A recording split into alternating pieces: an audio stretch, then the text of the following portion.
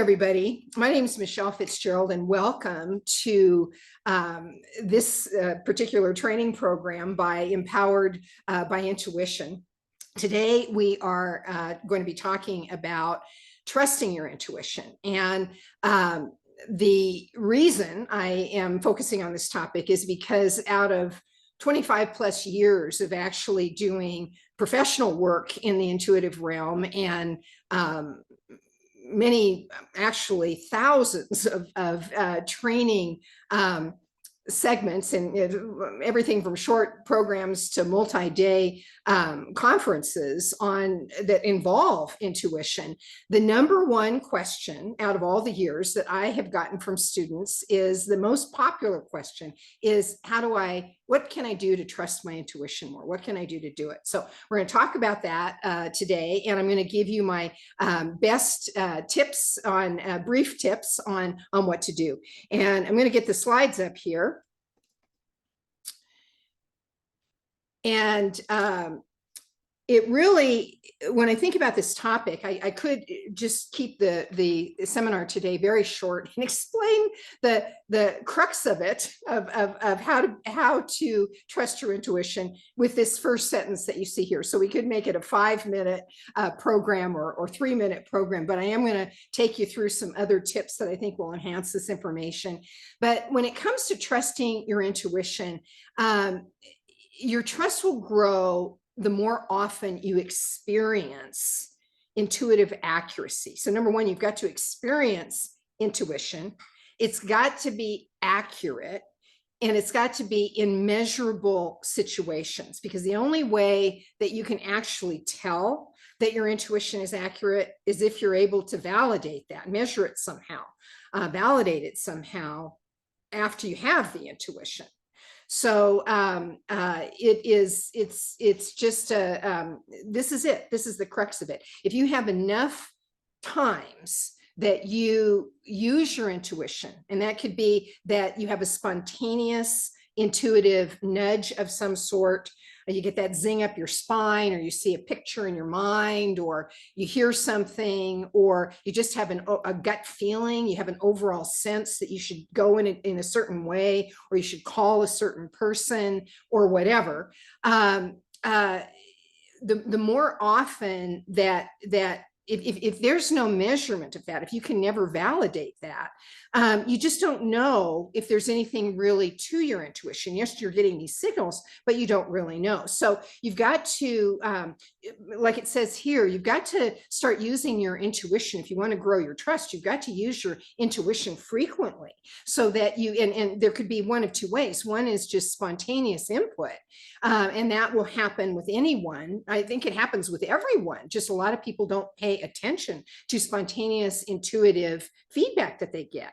But there's also the whole other realm of developing intuition on command, where you can, in the moment, say, which direction should I go, or how effective is this particular medical therapy going to be? You can use your intuition for all of that, and that's called intuition on command.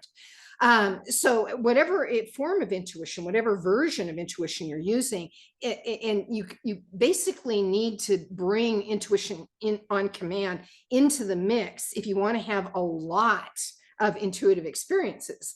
Because at least in my experience, and I have a lot of spontaneous intuitive things where I see a picture, where I know this, I know that, I just have instant knowing about stuff. But by far, the bulk of my intuitive experience is intuition on command, where I've actually learned how to conjure my intuitive sensing, bring it up and structure it in a way that I can interpret what the messages are that I'm getting, and then put that into practical application.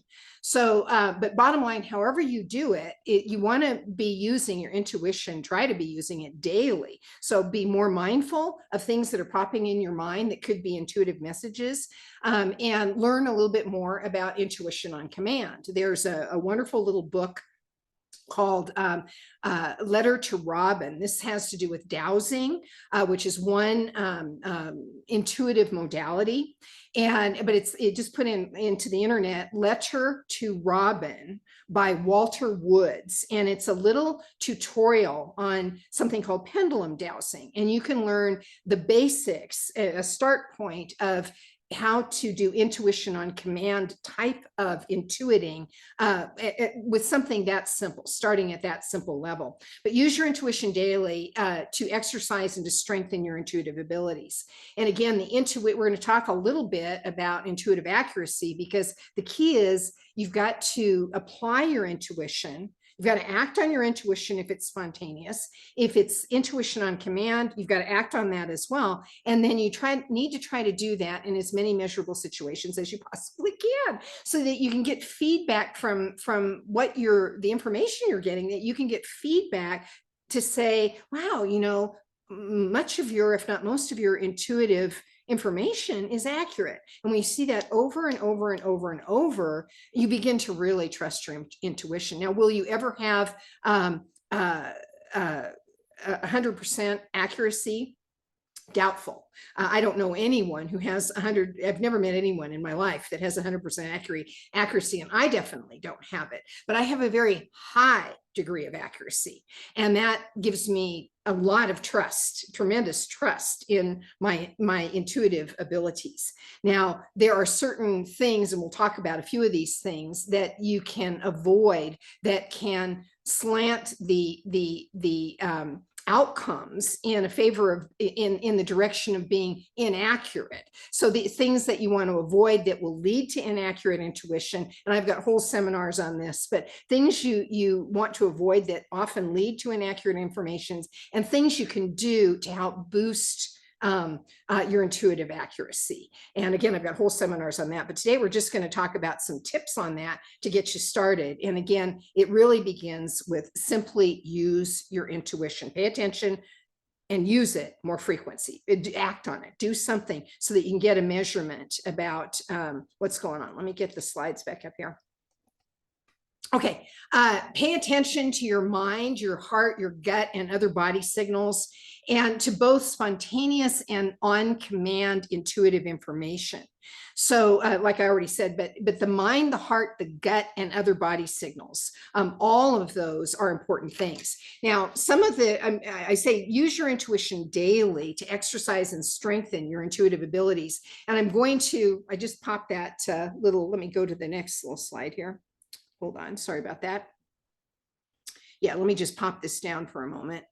Let me just give you some examples of how could you do that? How could you be using your intuition every day, especially in an on-command kind of way, where you want to know an answer to something, or you want to know something about something? What are some examples? So, and spontaneous examples as well. So one would be, for example, you see a friend's face, and in a short period of time, the friend calls you, or you see the face 2-3 days in a row, and finally you decide to call the friend, and you find that the friend's going through some kind of hardship or something like that, or something really great has happened, but you find that something really significant is going on in the friend's life, and you just had an accurate intuitive moment. And that is that something's going on with your friend, and a higher aspect of yourself knows about that, and you act on it. So that would be something. You might want to start like an intuitive journal, where you keep track of not only your successes, where something pans out. Yes, that was an intuitive nudge. That was an accurate intuitive nudge. Contact my friend. And write that down, and things that end up not being accurate. However it is you get the information can be valuable too in helping you learn from your mistakes. But you see the face of a friend. That would be an example of something to pay attention to. You get a hunch to go a certain way, to drive a certain way. An example with me, just a little one that came to mind today, was I love coconut water, and I always try to get it on sale because it's very expensive. And but I always like to have it in my house. But there was a sale at the local grocery store, and I went, and by the time I got there, there was everybody had wiped it out. There's no coconut water. So the next day I went to do some other errand in this little town called Camp Verde. And by the way, I went to a couple of other stores in Sedona to see if there were, I live in Sedona, Arizona, and I went to a couple of other stores to see if maybe the coconut water was well priced in those stores. And no, there were no sales going on. So the next day I'm doing an errand in another area, this little town called Camp Verde, and I'm leaving town. I'm just about to go get on the freeway, but I have a flash. Hey, I should stop at Bash's, this local store, because there's an outlet, a Bash's store in Camp Verde, and see if they have any of that coconut water on sale and any cans left. I went in, they were fully stocked. I pulled off, I went in, they were fully stocked with coconut water. That's an example of an intuitive nudge, an aha moment. Hey, I should stop at Bash's. And it was successful. They, in fact, had loads of coconut water. I stocked up, end of story there. So you make note of things like that, intuitive nudges, gut hunches, visions in your mind. This is a kind of a where you get a negative result, but it proves the accuracy of your intuition.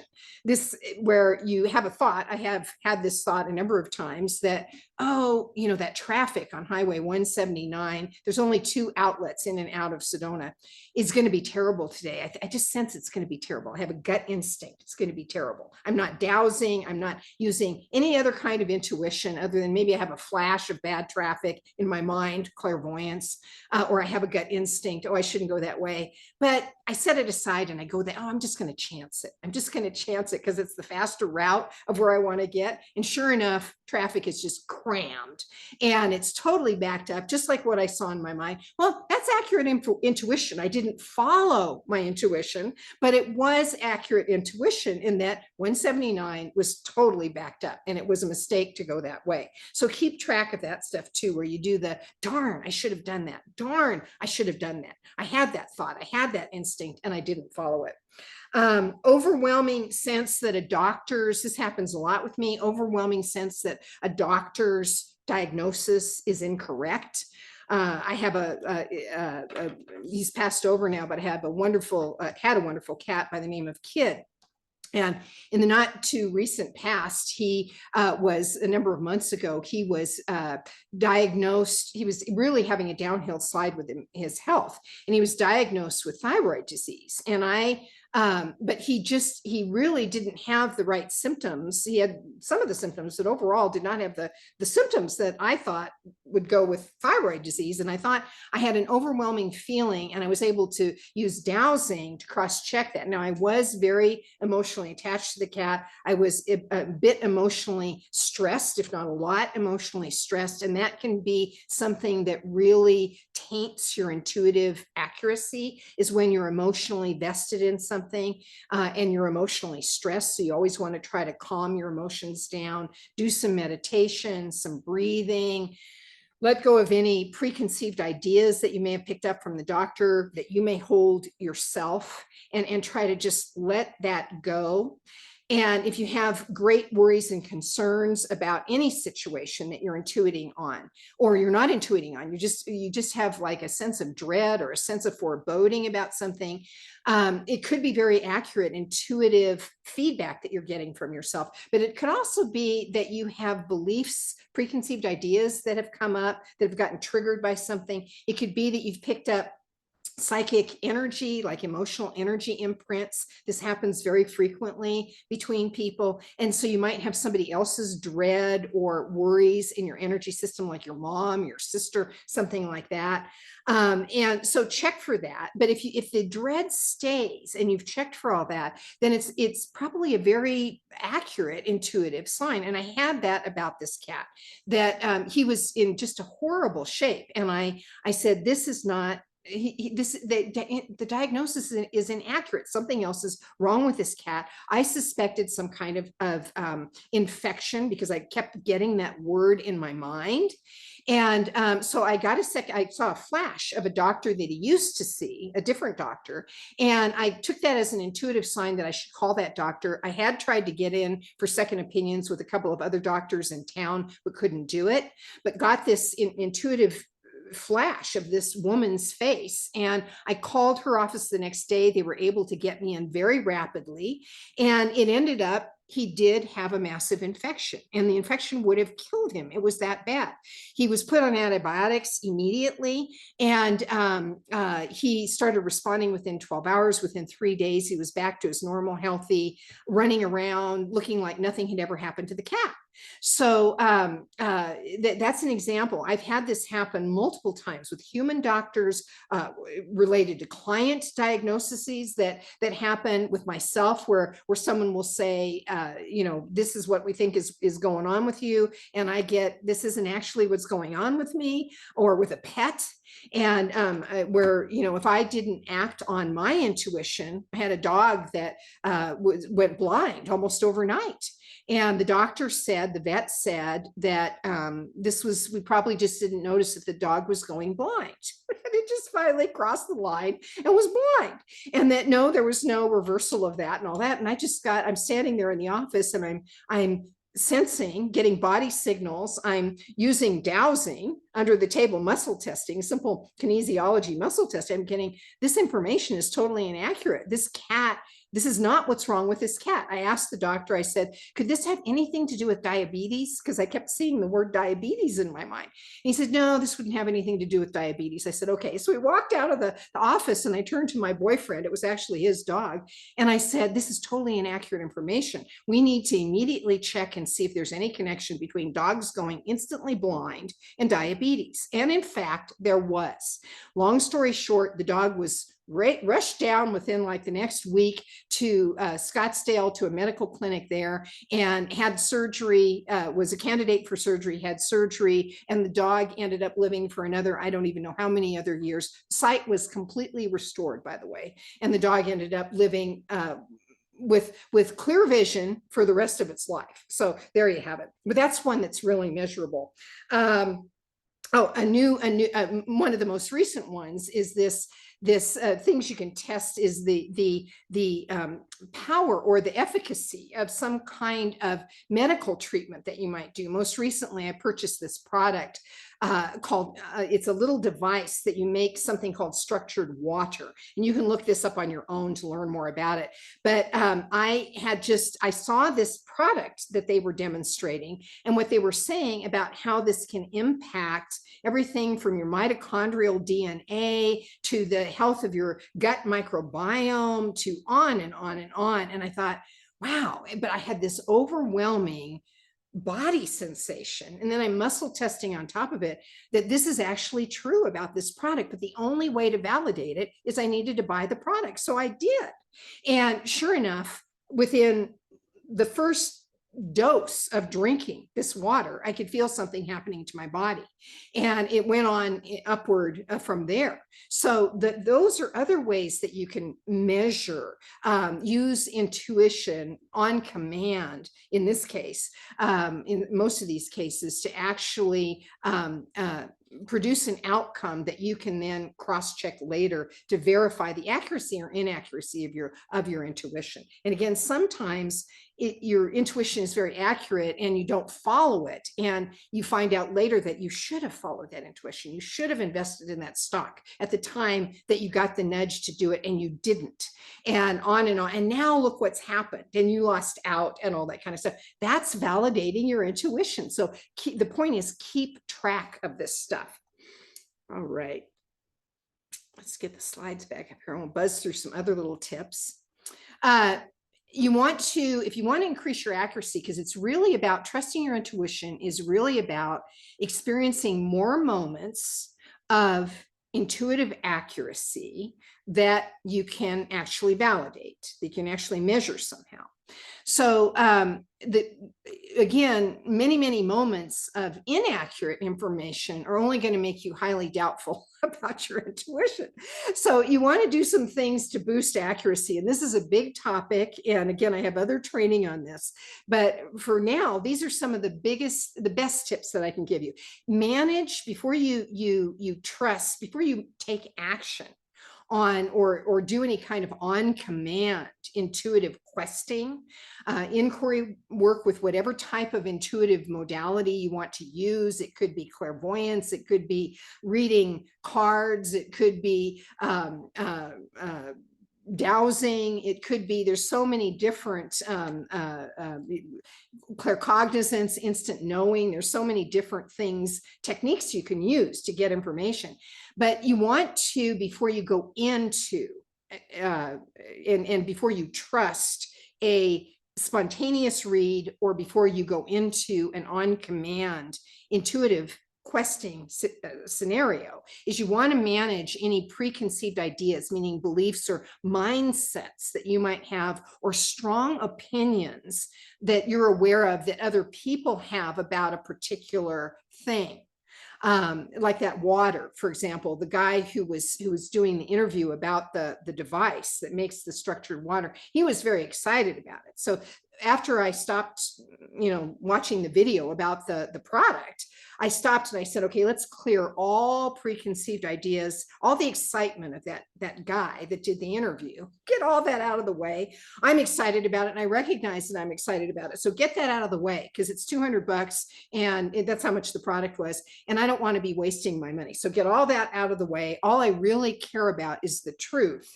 And then I got very calm, let all that go, and then did some muscle testing about the product, then sensed my body for how do I actually feel about making an investment in the product. You want to get preconceived ideas and strong opinions of other people out of the way, and you use intention to do that.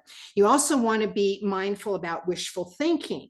How happy you might want to be testing intuitively, how happy would I be with, going out with, this new guy, John, that I just met. Is that a good match for me? You might be interested in that, but you already have really strong wishful thinking that it is a good match for you, because he's cute, he's smart, he's all these things that you have on your little pecking list. And so you're already predisposed, you're already wishful thinking that it's going to work out to be a really good score on John.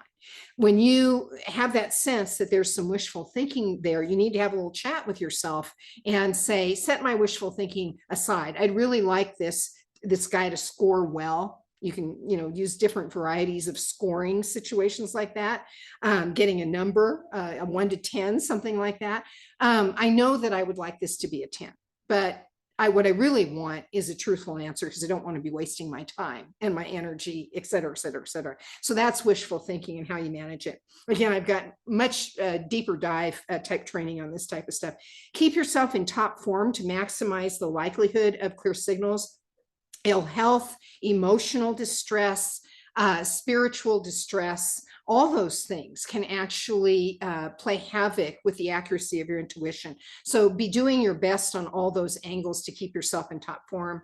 Avoid using on-command intuition for frivolous inquiries or inquiries during times when you're not properly prepared or protected. I was at a party once. I mean, I've made this mistake numerous times, but that's how I'm able to tell you, don't do this, because I've made my fair share of mistakes. I was at this party once, and I'd had a glass of wine on top of everything else. It was just absolute no-no, because it can really screw up your boundary stability, and you're much more likely to get yourself in trouble with all kinds of weird energy exchanges and things like that between other humans and places and things like that. But anyway, this guy was there, he knew me, and I'd had a glass of wine, and he asked me, he had been having some health challenges for quite a long time, and he had recovered. He had actually had kidney cancer, and he had recovered, or so he thought. And he said, hey, could you just check? I don't know what I was thinking. He said, could you just check and see, am I really on the right track? And oh, sure, and I just quickly did a really quick look-see into his no exaggeration, it was probably 2 seconds or less, just to see how his overall condition was. And I said, no, I think you're actually fine, and blah, blah, blah, blah, blah. Within less than 24 hours, I developed a pain in my back. Within a few days, I had a massive amount of pain. I had developed a kidney infection. And it's because he still had some of the energetic patterning in his system. I should have never done that. And I never used I was using clairvoyance to look into his system. And I should have never done it. and ended up quite sick for about 2 to 3 weeks. So you need to be careful, and don't use your intuitive abilities for party tricks. Don't use your intuitive abilities. It's not that that was accurate information. He was on the mend. He did continue to be well. But the point of it is it was inappropriate for me to do that. And just the glass of wine alone could have resulted in erroneous information anyway. So be very cautious about these particular types of things. No party tricks, no party tricks. Did I skip over that? Yeah, okay. All right, we'll wrap it up here. Information that relates, many people, when they start utilizing or playing around with their intuition, they want to do future forecasting. The reality is that information that relates to the past and to the present is the easiest to get accurate information on and the easiest to interpret. Forecasting, meaning trying to read the future, is the most challenging and where the highest degree of inaccuracy occurs. And that's because the future is constantly changing, and literally by the second. And so if you're going to do future forecasting, if you're going to start experimenting with that kind of intuition and develop your skills in that regard, you need to know that it is the most volatile, and that until you get almost right on top of the event, there's a big margin of potential for erroneous information. The closer you get to the actual date of what you're predicting, the higher the likelihood that the prediction will be accurate. Recheck, again, just like I said here, those readings frequently until you're right on top of it. And then look for tangible indicators to support your insights about the future. For example, I've made stock investments that have actually been very, very successful. That I was doing a type of future forecasting. I was getting that I had an overwhelming feeling when I came across these particular companies that they were going to be highly, highly successful. Their stock was going to be worth a lot of money in the future. And I had an intuitive nudge about that initially. But I didn't invest in the companies until I did proper research. Why am I getting this nudge that this would be a good investment? Is there anything to back that up? That's another way to increase accuracy, whether it's about a diagnosis, a health diagnosis that you're trying to intuit. Is the diagnosis correct? Is the treatment that they're suggesting to me correct? Well, go do some research and see if you can find any evidence to support the diagnosis, to support alternatives, to support your feelings, et cetera, et cetera, et cetera. It's so easy today with the internet to do that. Ask other people. It's so easy to get supportive feedback to yay or nay about whatever you're considering doing in relationship to your intuitive hunch, et cetera, et cetera. I think we're almost done. Gathering evidence, I already mentioned. Keeping a journal. This can be, talk about bolstering your sense of trust in your intuition. If you keep a journal and you go back and you look at it periodically, of the intuitive nudges that you got, that you acted on, and they could be the littlest, teeniest things, like my friend Billy calls today, or my friend Billy's face flashes into my mind, and 2 days in a row, and I call her and I find out why I'm seeing her face in my mind. That should be in that journal. And when you see over and over and over how many journal entries you have that have been accurate, it is hugely empowering to see that. Again, empowered by intuition. Your intuition becomes incredibly empowering when it is accurate. And you'll be accurate more often than not. It will quite amaze you if you'll keep track of it, if you'll keep really close track of it. I already mentioned using the internet to cross-check stuff. Managing doubts and erroneous information. Do pay attention to doubts that you might have about the intuitive nudge that you're getting, but pay attention to it, but don't be ruled by those any doubts that you might have, or any like let's say spontaneous like negative impulses that you have. Like, don't go in that direction. It's a dangerous direction. Don't date that guy. That's you have all these negative emotions come up when you think about it.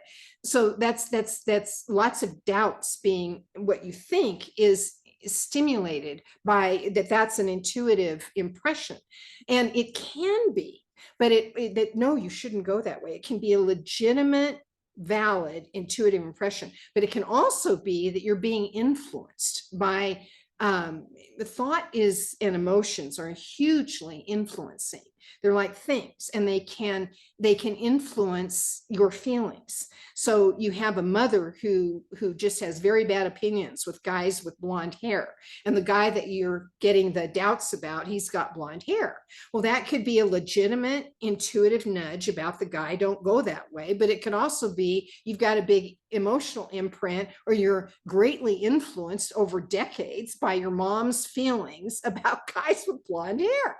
So you need to, before you act or don't act, often it's don't act on like negative feelings that come up. Don't go that way. Don't do this. Don't do that. Or this horrible thing is going to happen. Oh, there's going to be a catastrophe. Oh, blah, blah, blah, blah, blah. You see a lot of that with intuitives out there. Check to see how much of that is from external influences or internal influences of your own that have come to the surface. They've been triggered, and really has nothing to do with the genuine accuracy. You're not getting accurate information. Let's put it that way. You're not getting it because of external or internal, inappropriate internal influences. And just check for that and clear those out of the way, and then try again and see if you get the same kind of reading, whether you're doing a scoring type thing, whether you're looking to see images or whatever, or just generally how you're feeling. A lot of my intuition, my intuitive nudges are hugely about body sensations and feeling. I'll see something that's a really good direction for me to point myself, or a really good product to buy, or a really good thing to learn, a really good teacher to follow. And I'll get like a zing up my back. I remember the years, this is almost 50 years ago now, when I met my first metaphysics teacher, and she walked into the room. I was there just on this sample her for, an evening type program. And she walked into the room, and I just had overwhelming energy come up from the base, my toes literally, and up through me. And I knew instantly that this was someone that I should follow, that I should learn from.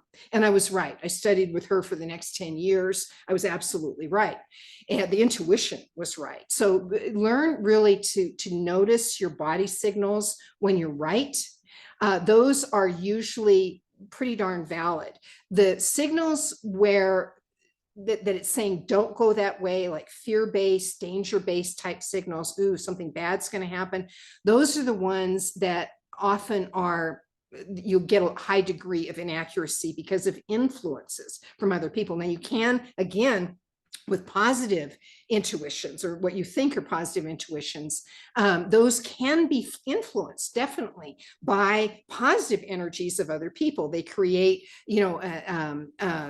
they have such strong thoughts and feelings about this product is great, or this particular thing is great, and whatever. And you try to intuit, will it be great for you? And what you end up intuiting is the thought forms that they've created. And that happens more often than you might imagine. So, but I find that the fear-based things really the fear-based feelings have a higher degree of error than the positive feelings. So be very mindful of those in particular. So that is it for today, trusting your intuition. And again, if we go back to the beginning, the most important part, most important message, whoops, what did I do there? Sorry about this. I can't see my little arrows here, is number one. Trusting your intuition is going to grow the more often you experience intuitive accuracy in measurable situations. So you've got to orchestrate, if you want to cultivate more trust in your intuition, more opportunities to have intuitive experiences, either spontaneous experiences, or again, I think you're going to need to learn how to cultivate some on command intuitive capacity to really up your game in regards to the number of intuitive experiences that you get to have. And more of those that turn out in your favor, the more you're going to trust your intuition. So any questions? Does anybody have any? I know I moved through that quite rapidly, but I think not. Okay, so we're going to end the program at this time. Hope this was useful, and get out there and start exercising your intuition. Bye for now.